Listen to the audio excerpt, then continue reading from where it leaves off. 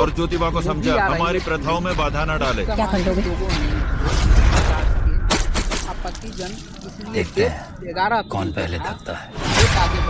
वो आप देख रहे हैं कि भारत देश में कुछ सालों से लगातार सामंती ताकत जो है अपना वर्चस्व बनाने के लिए लगातार हमले कर रहे हैं और दलित उत्पीड़न इस 2014 से लेकर करके अभी तक में अगर देखा जाए तो दलित उत्पीड़न को जो बढ़ावा दिया जा रहा है इस सरकार में, वो हम आए दिन प्रतिदिन हर देश के कोने कोने में देख रहे हैं। और वर्तमान में आप जान रहे हैं कि ज्योतिबा बाई फुले पे जो ये मूवी बनी है, आप जान लीजिए कि देश के पहली शिक्षिका जो सावित्री बाई फुले थी, जिन्होंने 1848 ईस्वी में बालिकाओं के लिए, ऐसे नहीं कि कोई धर्म विशेष एक लोग के लिए वो स्कूल खोली थी, नहीं, बल्कि सभी वर्ग की बालिकाओं के लिए उन्होंने पहला स्कूल देश में खोले और देश की पहली शिक्षिका बनी। उन्हें आज भी लोग जान रहे हैं और इस तरीके से उनकी जो पुस्तकें हैं, उनकी जो विचारधारा है, उनकी तमाम तरीके से जो सच्चाई है वो सामने ना आ जाए, इसके लिए आप देख लीजिए शिक्षण संस्थान में कहीं भी उनकी पुस्तक आपको नहीं मिलेगी, कहीं नहीं मिलेगी। ऐसे ऐसे तमाम महान नायक जो देश के स्वतंत्रता मतलब कि सेनानी हो या फिर समाज सुधारक हो या फिर तमाम तरीके से जो देश हित में बड़े बड़े काम किए हैं, जो दलित पिछड़े वर्ग से आए हुए हो या फिर दलित पिछड़ों के लिए काम किए हैं, उनका नाम बिल्कुल तरीके से एक तरीके से बोला जाए तो उनके नाम को एकदम से देश के भीतर में देश के लोगों के सामने उजागर नहीं होने दिया जाता है। आज के दिनों में जब ज्योतिबा बाई फुले के ऊपर मूवी बनता है तो आप देख लीजिए कि ये सामंती ताकत हर बार की तरह इस बार भी इस मूवी को बैन करने का मांग करता है। आप जानते हैं कि central board film central board में जब सिनेमेटोग्राफी में जब ये फिल्म को पारित कर दिया गया कि नहीं ये मतलब लॉन्च हो सकता है, कहीं भी उस तरीके से दृश्य नहीं दिखा है या फिर उस तरीके से शब्द का उच्चारण जो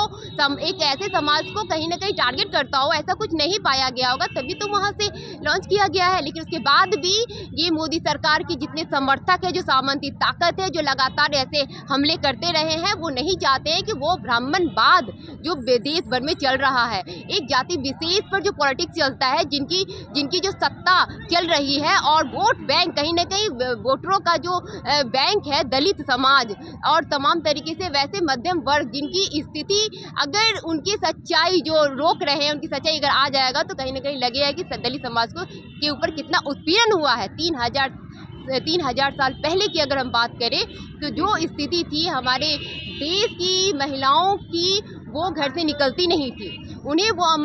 अनुमति नहीं था कि अपनी शिक्षा को ले सके, अपनी सारे हक अधिकार पे बात करें। ये संविधान ने एक ताकत दिया और संविधान के तहत वो अपनी बातों को एक स्वतंत्र पूर्वक से 91 जो अधिकार है स्वतंत्र अभिव्यक्ति की आज़ादी उसके तहत रखती है। लेकिन हर तरीके से आप देखिए, संविधान हो, लोकतंत्र हो और सामंती ताकत हो, हर तरीके से इस पर वर्चस्व बना करके ऐसे विरोध करते रही हैं। लेकिन वो तो सावित्री बाई फुले,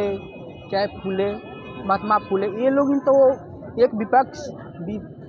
कैटेगरी के तो नहीं स्कूल खुले थे, उसमें टोटल महिलाओं के लिए खुले थे, चाहे जनरल हो, चाहे ब्राह्मण के हो, चाहे राजपूत हो, जो भी हो, उसके लिए भी उसका भी लड़की औरतें नहीं पढ़ती थी। तो यही सोच है ना कि महिलाओं को गुलाम कैसे बनाया जाए, महिलाओं को गुलाम इन सेंस कि अभी भी हमारे समाज में महिलाओं को गुलाम बनाया जाता है। हमारे समाज के परिवेश में जो एक कल्चर है, एक जो संस्कृति परंपरा है कि आप घूंघट डाल करके ही चले, आप कहीं ना कहीं समाज के परिवेश में इतना जो एक टाइम लिमिट दिया जाता है कि हर लड़की जहाँ वो पटना विमेंस जैसे संस्थान में पढ़ रही हो, चाहे बाहर जाकर के पढ़ रही हो, कहीं देश के किसी भी कोना में पढ़ रही हो, लेकिन एक बंदिश जो है आज भी देखने को मिलता है, विभिन्न रूपों में दिखता होगा। लेकिन वो जो स्थिति है वो कहीं न कहीं ये उच्च शिक्षा में जब लड़कियां जाती है, जब समझती है, जब पूरे चीज़ों को पढ़ाई में घुस करके जब जानने का प्रयास करती है और जानती है स्थिति को कि क्या हमारे देश का इतिहास रहा है और अब जो वर्तमान समय में किस तरीके से हम लड़कियों के साथ होता है उसके विरोध में बोलना, एक अपनी आवाज़ को बुलंद करना, ये नहीं चाहती है। ये सरकार बिल्कुल नहीं चाहती कि एक लड़की आकर करके उनसे वो बात कर दे कि जो उनके हक अधिकार में हो। आप जान लीजिए कि अगर बिहार में कई ज़्यादा जो अगर 3 साल की बच्ची बोल दीजिए या फिर 85 साल की बूढ़ी एक जो माँ होती है, उनके साथ भी दुष्कर्म होते हैं। तो हम बोलना चाह रहे हैं कि लगातार जो ये हमले हैं ये कहीं ना कहीं एक अभी के वर्तमान परिस्थिति को देख करके देश में सत्ताधारी के एक जो बहुत बड़ा भौकाल जो मचाया जा रहा है कि हर जगह आप देखिए कि लड़कियों के साथ भेदभाव या फिर जाति उत्पीड़न या फिर हर एक तरीके से उनके साथ किया जाता है। और जहाँ तक बात है कि लड़की सावित्रीबाई फुले तमाम सभी वर्गों के लड़कियों के लिए ये शिक्षा का प्रावधान, एक शिक्षा की क्रांति, एक शिक्षा की गूंज तैयार की है, जिसके कारण तमाम वर्ग की लड़कियाँ आज स्कूल जा रही हैं, आज पढ़ रही हैं। लेकिन आप देख लीजिए जिस समय वो स्कूल खोली थी और जा रही थी तो किस तरीके से ब्राह्मण समाज एक सामंती ताकत जो है उनके ऊपर गोबर फेंकते थे, एकदम से उनको लज्जापूर्वक गंदे भद्दा गाली देते थे, उनको एकदम लज्जित कर दिया करते थे। लेकिन फिर भी वो डटी रही और ज्योतिबा फूले उनको 2 साड़ी दिया करते थे कि अगर आपका मैला हो जाए अगर ये साड़ी तो आप स्कूल में जाकर के जब बच्चों के सामने पढ़ाइएगा तो आप ये साड़ी बदल लीजिएगा। तो ये उस समय की सोच समझ लीजिए कि आज से 3000 साल पहले का जो एक सोच रहा और जो घटना रहा उस सबको देखते हुए जिस तरीके से उनकी जो एक अभी वर्तमान समय में हम महिलाओं के लिए जो आज़ादी का एक रूपरेखा तैयार किए हैं वो कहीं न कहीं फिर से मनुवादियों की ताकत को अपनाने के लिए और उनको स्थापित करने के लिए ये सारे तिक्रम जो है अपनाए जा रहे हैं। इसलिए शिक्षा पे सबसे बड़ा वार है शिक्षा को निजीकरण करना, शिक्षा को ठेकाकरण करना, शिक्षा में फीस बढ़ोतरी और अगर शिक्षा के क्षेत्र में लड़कियां पढ़ रही है और वहाँ पे कुछ गलत होता है तो उसका विरोध करने पे उनके साथ दुष्कर्म तक कर दिए जाते हैं, उनको धमकी दिया जाता है। घर से अगर बाहर निकलती है तो उनके साथ छेड़छाड़ होता है। दिन हो रात हो कहीं भी लड़कियां सेफ नहीं है आज के दिनों में। इसलिए जो स्थिति है उसका विरोध करना और स्थिति का जब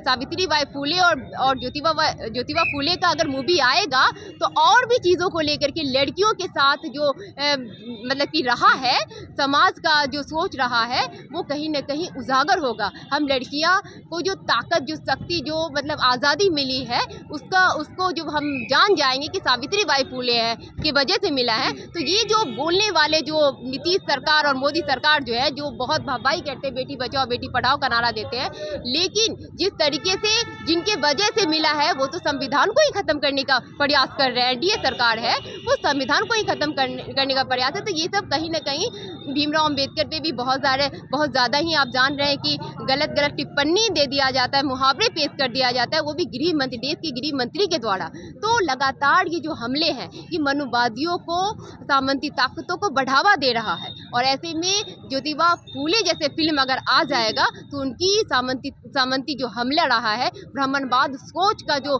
एक बहुत बड़ा जो परिवेश है, जो सोच महिलाओं के प्रति है कि आप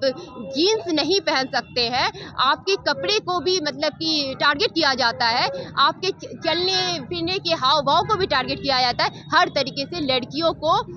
ये सोचा जाए तो सामंती ताकत के अकॉर्डिंग लड़कियां घर की दहलीज से बाहर होने के लिए भी अनुमति नहीं देता है जिसको वो स्थापित करना चाहता है। लेकिन कुछ साल पहले, साल भर कश्मीर फाइल आई थी और द केरला, उसके लिए मोदी जी देखने जा रहे थे, प्रचार भी किए थे। द कश्मीर फाइल्स जो मूवी है वो एजेंडा बेस्ड मूवी है। वो कहीं से भी जिस तरीके से कश्मीरी पंडितों के बारे में जो दिखाया गया, लेकिन उसको भी तो रोकना चाहिए था।